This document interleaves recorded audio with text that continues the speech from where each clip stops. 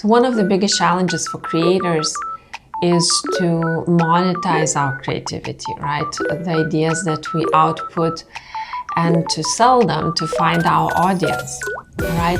So this is a very big topic of monetizing and selling your creative work. Being a brand strategist and having worked so much in branding with big and small brands, I bring in this perspective of how do you package your creative work and how do you position yourself as a creator in the way that would attract your audience and resonate with your audience, right?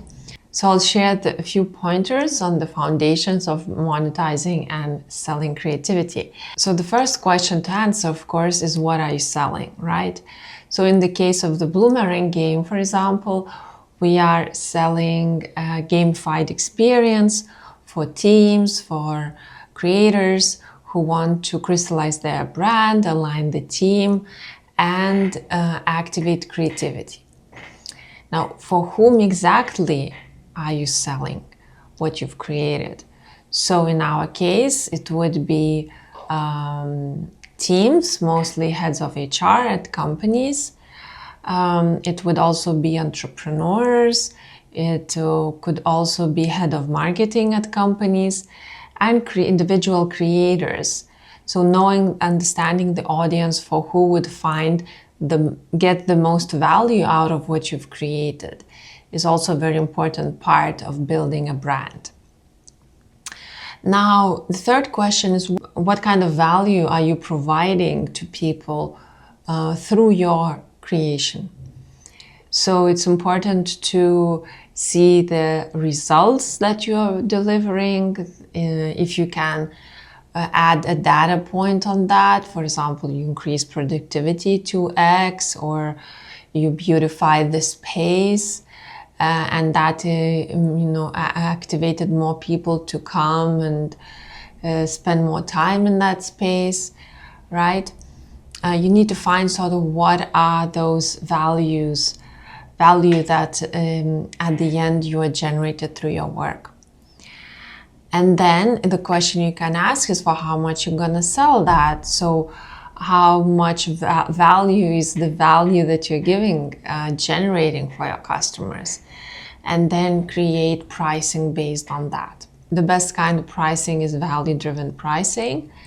And then you need to find your people, right? So when you know who your people are that will benefit the most from what you've created, you need to understand where they're hanging out and how can you find them based on the resources you have and based on the time you have, and that's aligned with who you are. You might resort to social media and choose one of these channels through which you're going to create more visibility for your brand. You might choose to go to networking events or join a local club where you can meet your people. It really depends on what you are selling and to whom you are selling. And once you understand the type of people you are selling to, it's finding where they are, right? Or finding somebody that will help you to find your audience as well. Then it's, of course, packaging what you are selling in the way that drives interest, sparks curiosity, clearly articulates what is it that you are selling, and then drives people to take action by clearly indicating of how they can buy from you, how they can book an appointment, for example, with you, really giving a very clear call to action. So these are the fundamental questions to ask yourself when you are thinking about creating a sellable output, right?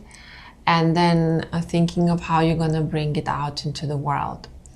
I invite you to check out our brand core tool, which will help you to answer some of these questions in a guided format.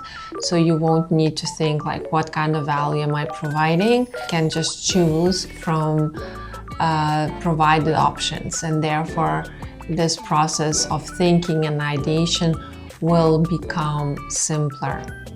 So you'll find the link to this tool in our description, and it's for free. So take your time, and if you have any questions, drop them in the comments below. I also explore this topic in my course in creativity. Thank you for watching. Please subscribe to our channel, and I'll see you the next time.